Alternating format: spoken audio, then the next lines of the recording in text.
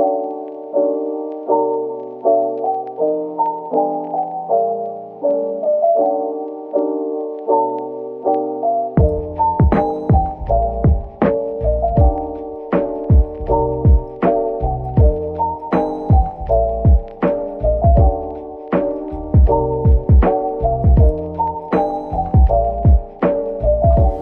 everyone, it's Carla. Welcome back to my channel and Happy New Year.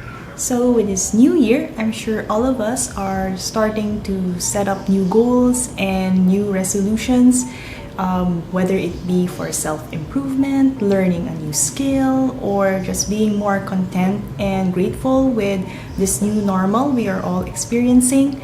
So just like you, I also have a goal this new year, and my goal is actually to complete all my used sketchbooks. So if you're just like me who have amassed a number of sketchbooks that we've started but never completed, or if you're just looking for inspirations to help you what to draw on these pages, then this video is for you, so keep on watching.